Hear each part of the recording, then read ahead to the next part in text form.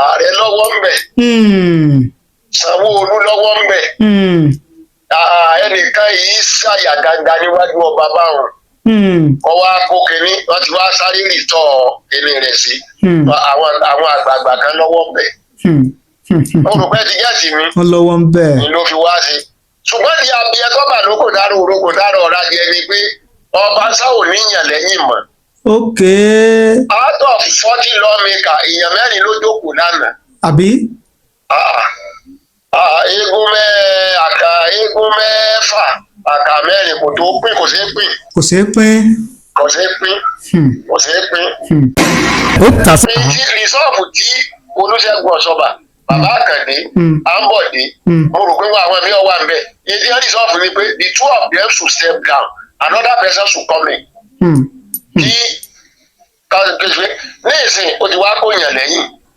Wọ́n wá ní in control senatorial DCP ló ti gbẹ ní gbogbo Èkó. Pé tí ọba sábà lè lọ pé security report ṣe for APC lẹ́kọ̀ọ́. Ṣé mo rò pé ẹ̀ ń gẹ́gẹ́ ọ̀rọ̀ mi? That is why tó fi jẹ́ pé gómìnà ó wà handcuffed. Bí mo ṣe rò ní o. Ó lè má rí bẹ́ẹ̀ o. Èrò ti yé. Èrò tèmi ó lè má rí bẹ́ẹ̀ o. Ní òde kí wọ́n má gbèsè tí wọ́n lè gbé agbára ń bẹ lọ́wọ́ gómìnà. Agbára ń bẹ lọ́wọ́ president. Ṣùgbọ́n nígbà tẹnu bá ti jẹ dòdò ẹnu ò ní lè sọ òdodo mọ́. Àti àwọn ni wọ́n mọ ibi tí wọ́n dì sí. Lọ́rọ̀ lórí bó ṣe rí. So therefore ọ̀rọ̀ Èkó kò tí ì ṣe fi gbogbo ẹnu sọ pé ibi tí wọ́n láǹdì sílẹ̀. Nítorí pé ẹjọ́ tí wọ́n pè yẹn. Otasansan rédíò and TV a wà lórí Facebook àti YouTube. A wà ní orí afẹ́fẹ́ live and direct gbogbo àwọn ọmọ orílẹ̀-èdè Nàìjíríà àti káàkiri àgbáláyé ni wọ́n dẹ̀ ń gbọ́ wa. Ní a lọ sí ìpínlẹ̀ Èkó lórílẹ̀-èdè Nàìjíríà náà ni lórí aáwọ̀ eléyìí tó ń lọ lọ́wọ́ nílé ìgbìmọ̀ asòfin nípínlẹ̀ Èkó bí wọ́n ṣe yọ abẹnugan ilé ìgbìmọ̀ asòfin ìyẹn Múdàsírù Ọbaṣá kó tó di wípé arábìnrin Right Honourable Merinda ó bọ́ síbẹ̀. Ṣùgbọ́n lásìkò tí Merinda fi wà ń bẹ̀ oríṣiríṣi àwọn nǹkan kan ló ń lọ. Ṣùgbọ́n ẹni tí wọ́n lé kúrò ìyẹn Ọbaṣá ó sì dúró wípé òun ló ní ààyè yẹn o, òun sì máa padà síbẹ̀ láìpẹ́ láìjìyàn yẹn ṣáájú ìṣẹ̀lẹ̀ tó ṣẹlẹ̀ lánàá. Ṣùgbọ́n yanilẹ́nu bí Ọbaṣá bó ṣe wọlé ìgbìmọ̀ asòfin lánàá pẹ̀lú àwọn security eléyìí tí èèyàn lásán kò lè dúró dè tí wọ́n sì wọ ilé ìgbìmọ̀ asòfin tí Ọbaṣá sì jókòó lórí àga abẹnugan ilé ìgbìmọ̀ asòfin pé òun ni abẹnugan ilé ìgbìmọ̀ asòfin o, òun sì ti dé sórí àga. Ṣùgbọ́n nígbà táwọn wo fọ́nrán yẹn a rí i pé àwọn ọmọ ilé ìgbìmọ̀ asòfin tán wà ní orí ìjókòó nílé ní àná wípé wọn ò tó nǹkan bóyá náà ju 5 lọ. Ṣùgbọ́n oríṣiríṣi àwòye ló ti wá ń yọ wípé etí Ọbaṣá ń ṣe yìí wípé ó ní bákì kan ni àti ẹgbọ́ bó ni èrè ṣe yí lọ́kàn yín, kí ni ìwòye yín, kí ni èrò yín lórí ọ̀rọ̀ tó ń ṣẹlẹ̀ ní ìpínlẹ̀ Èkó lọ́wọ́lọ́wọ́ báyìí. Mo kí gbogbo àwọn ọ̀tọ̀kìlú tí wọ́n ń gbọ́ wa. Ọlọ́run ó jẹ́ kí a máa gbọ́ ara wa ní àgbọ́yé. Àṣẹ Èdùmàrè. Mo sì kí Otasansan kò ní rẹ̀ yín o. Àṣẹ o. Ilé-iṣẹ́ Otasansan yóò máa lọ sókè o. Àṣẹ o. Ó ti ń gbòógì òkè àgbà kò ní rí bọ́ o. Ọlọ́run ó jẹ́ yìí kí àti máa lọ síwájú yín kó máa ṣe déédéé. Àṣẹ o. Tó ṣẹlẹ̀ ní ilé ìgbìmọ̀ tó wà ní Èkó, ilé House of Assembly Èkó. Bẹ́ẹ̀ni. Ó pín sí ọ̀nà tó pín sí pọ̀.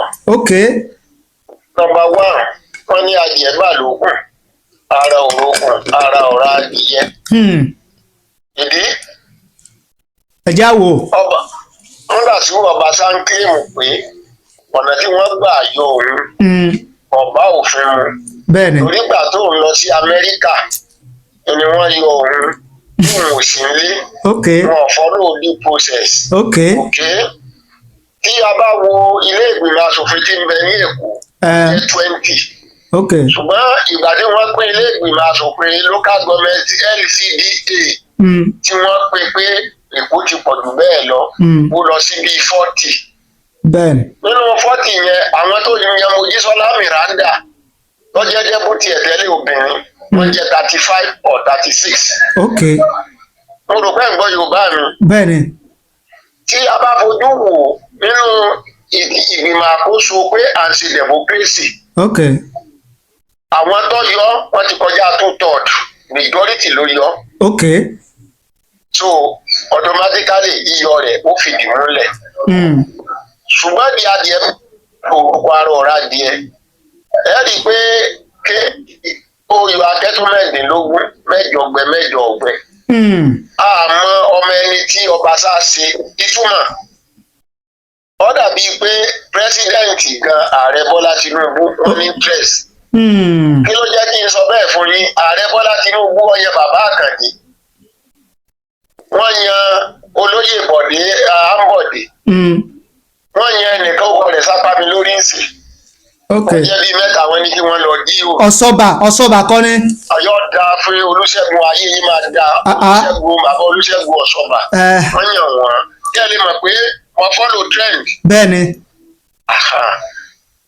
èyí tí wọ́n sọ nínú ìgbìmọ̀ yẹn ni wípé wọ́n ní èyí tí àwọn máa resolve sí ni pé kí Mojísọ́lá Miranda kó step down Ọbaṣá wọ́n ti bí ó ti step down wọ́n ti mú kó mẹ́ wọ́n ní wọ́n á fẹ́ lómi ìgbé kó step in. ibi sọ̀rọ̀ ti wá ya kẹ́dúnmẹ́ẹ̀dínlógún rèé o. ok ìgbà tó Ọbaṣá wá dé sí ọlọ kóòtù dájọ́ kóòtù ọ̀dájọ́ àti rí tó ti kó jàǹdùkú tẹ́ bá gbogbo ti wọlé ìgbìmọ̀ asòfin lánàá ẹ̀yin náà mọ̀ wípé ọ̀gá. nígbà tí ẹ̀dín rí látàlẹ́ ìjẹta ni wọ́n ti sọ pé àwọn ti withdraw security lẹ́yìn Mojísọ́lá Miranda. bẹ́ẹ̀ni. why olùkọ́ ti jẹ́jì ọ̀rọ̀ mi. ṣé ẹ rí i wípé ejò lọ́wọ́ nú. ejò ní ọwọ́ nú. ọwọ́ tó dẹ̀ nínú iná ni pé ó dàbí pé bàbá wa Bọ́lá Ìgè ó ní 5 finger of leprosy. nígbà wọn dẹ́gbẹ́ márùn-ún lẹ̀ ní ọlọ́wọ́ adẹ́tẹ̀ márùn-ún. ọwọ́ kan bẹ nínú ọ̀rọ̀ Ọbaṣá enílù tí ń rù fún Ròmí Ọbaṣá ń bẹ nísàlẹ̀ odò. tàwa bàbá ta ló ẹjẹ́ àná ń bẹ̀ sàkátà pàrà lẹ́yìn àgbàsọ wípé àṣìtọ̀ ta lẹ́yìn lérò gẹ́gẹ́ bí onílù yẹn. ẹ rí àwọn political analysis tí wọ́n tún ní ọpọlọ jàwá dáhùn sọ̀rọ̀ ìlọ wọn yóò ti yé wọn. ọwọ́ wọ́n ní kíní kan náà lọ́wọ́ ń bẹ kíní kan náà lọ́wọ́ ń bẹ bí Nàìjíríà ṣe dàrú. lọ́wọ́ ń bẹ. mo lò bá ní o. ó ti yé mi. ààrẹ lọ́wọ́ ń bẹ. Sanwó-Olú lọ́wọ́ ń bẹ. ẹnìkan yìí ṣàyà gàgà níwájú ọba báwọn. ọwọ́ akó kínní wọ́n ti wá sáré rìtọ́ ẹni rẹ̀ sí. àwọn àgbààgbà kan lọ́wọ́ ń bẹ. olùpẹ́ ti jẹ́ sí mi. wọ́n lọ́wọ́ ń bẹ. ni ló fi wá sí. ṣùgbọ́n di abiyẹ tọ́ba ló kò dárò orókò dárò ọ̀rá jẹ ni pé Ọbaṣá ò níyàn lẹ́yìn mọ́. ok. out of 40 lawmaker èèyàn 4 ló jókòó lánàá. àbí. eégún mẹ́fà àkà 4 kò tó pín kò ṣeé pín. kò ṣeé pín. a ti rí ojú ibi tí ọ̀rọ̀ lọ. ìtọ́kàn dùn mí ni pé lórílẹ̀‐èdè tá a wà yìí democracy tá a kọ́pì parliamentary la kọ́kọ́ ń lò nígbà kan ìgbà tó ṣe ló di ìlú tó di right wọ́n change wọ́n lọ sí presidential system of government. okay. ibi tá a change sí ṣé bí wọ́n ṣe ń lo presidential system of government. níbi àti yá ṣé bá ṣe ń lò bí àti yá rẹ̀. ẹ jẹ́ kí wọ́n á rí ilé ìtẹ̀. okay. ìpínlẹ̀ Èkó ọ̀fararọ. rífà ti gbóná bí ẹlẹ́gùn ṣẹ̀pẹ̀ náà rífà gbóná lọ́wọ́. ó ń gbóná yagiyagi báyìí ni o. bí mo ṣe ń sọ̀rọ̀ lọ́wọ́ ẹ̀ ó ń yagi lọ́wọ́lọ́wọ́. àádébẹ̀ àmẹnudébẹ̀. kí a lè mọ̀ wípé tí ń lọ àwa ń. ẹ̀ ń follow. Ọ̀ṣun ní ìsìn kò tiẹ̀ yé anybody. inú fu àyàfu. bó ṣe rí nù ṣé èsì pé wọ́n fẹ́ da democracy orílẹ̀-èdè because nígbà tílẹ̀ bá ń gbòsì kà tí ògbó lóòótọ́ wọ́n bá pẹ́ títí orí amọ́ súnni ṣe kì í ṣòṣèlú là ń ṣe yìí náà o kì í ṣòṣèlú là ń ṣe yìí eléèbó ní a mile of 1,000 kilometres start with a step tá a bá fẹ́ ní ìdàgbàsókè ní orílẹ̀-èdè kan a gbọ́dọ̀ ní pé ìjọba gbọ́dọ̀ stable eléèbó pè ní stability a gbọ́dọ̀ ní stability Ọ̀ṣun ọ̀fararọ ní ìsìn wọn láwọn alága tí ẹ jẹ́ ti PDP wọ́n máa operate àwọn kan lọ jókòó council sọ fararọ kò fararọ náà kò fararọ Èkó dàrú débi tó dàrú ṣé democracy là ń ṣe eléèlú tí ń rù fún àtẹ̀lé òfin mọ́ lọ́dà fún yín tó bá tẹ̀ lófin nípínlẹ̀ Èkó ni àlóyè Nàìjíríà irú tó ṣẹlẹ̀ nípínlẹ̀ Èkó yẹn ò lè yọ ṣẹlẹ̀ kò yẹ kó ṣẹlẹ̀ náà. Àrùn ojú ni kì í ṣàrùn àrùn ojú ni. When we have 40 legislative House of Assembly, 35 of them against a certain person. Ọwọ́ akóyàn mẹ́rin lẹ́yìn. Gẹ́gẹ́ ẹ̀gbẹ́ àwọn ní bí èèyàn bá ń kọrin kórin náà dùn. Ìfẹ́ tí ara ẹ̀ gbọ́. Gbọ́ Yorùbá mi. Ẹ̀yin náà ẹ̀ kan bí á ní ẹ̀yin náà ti mọ bí obìnrin tí bímọ ká tó pé kọ́kọ́ yìí sí náà. Irọ́ ní yàlọ́ olè làwé. Now bẹ́ẹ̀ ntí ò wá yé mi níbẹ̀ yẹn ni pé ṣé ilé ẹjọ́ kan ló sọ wípé kí Ọbaṣá padà sórí àga yẹn ni o àbí inú ẹgbẹ́ ni wọ́n ti ní kó padà ní oko tí ẹ̀ àbí bò ni. Ṣé ẹ rí ìgbà míì wà tí ẹ bá sọ̀rọ̀ míì lórílẹ̀‐èdè irú ọ̀nà bíyàn. Ẹ rí i pé àwọn kọ̀ọ̀kan lórílẹ̀‐èdè tí wọ́n bá fẹ́ sọ̀rọ̀ wọ́n ní highest bidder ní wíìnì ní kóòtù Nàìjíríà. Farabalẹ̀ gbọ́ tí mo sọ yìí o ọ̀ tó béèrè gan mọ́dá yẹn o highest bidder. Nígbà tí ọwọ́ lọ́wọ́ bá jẹ́ ọwọ́ yìí sọ. Tẹ́sẹ̀ jẹ́. Tí ẹ ti gẹ́ẹ̀tì ọ̀rọ̀ mi.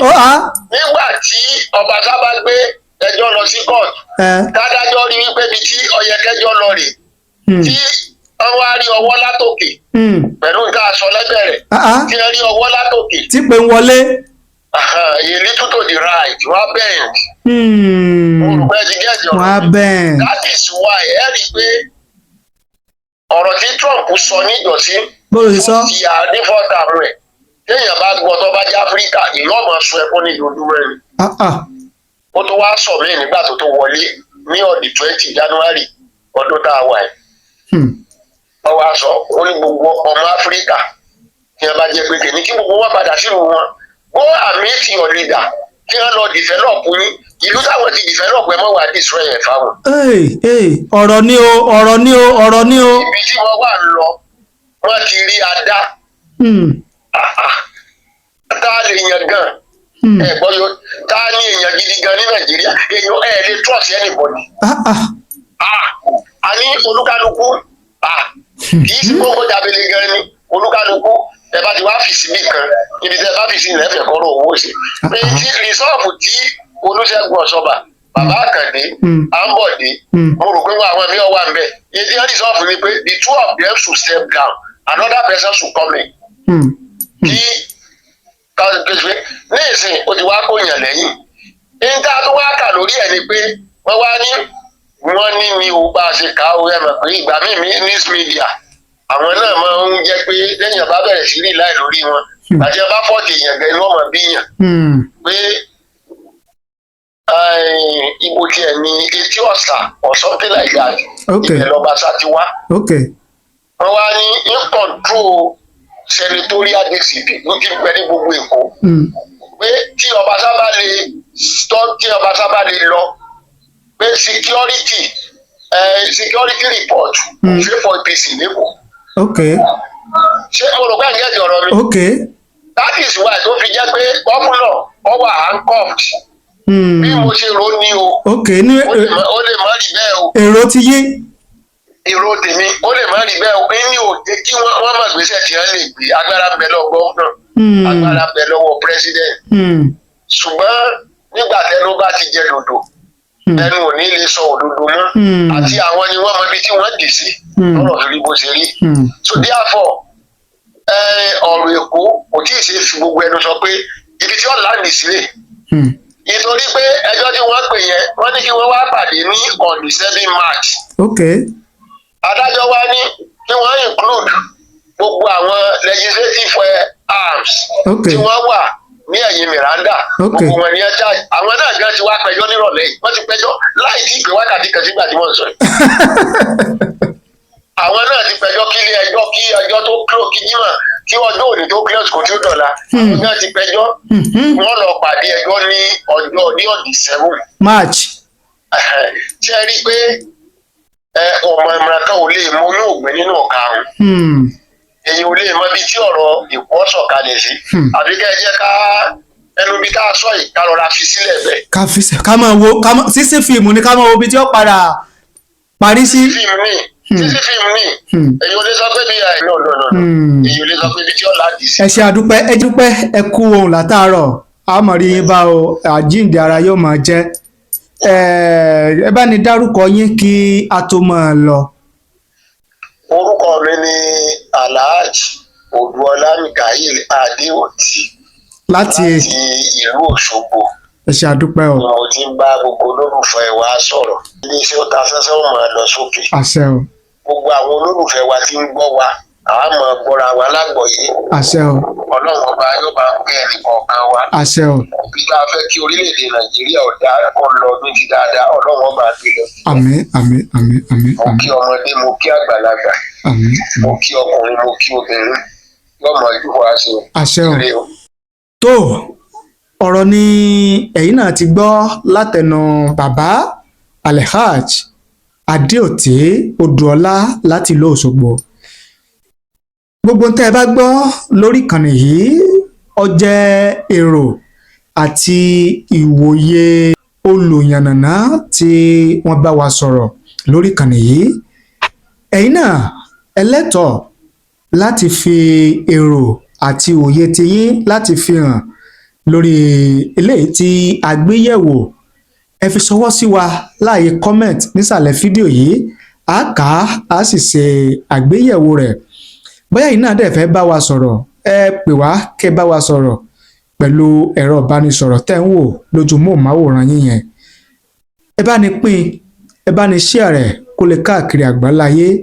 Ẹ ṣé o àdúpẹ́ àmọ̀rírì yín.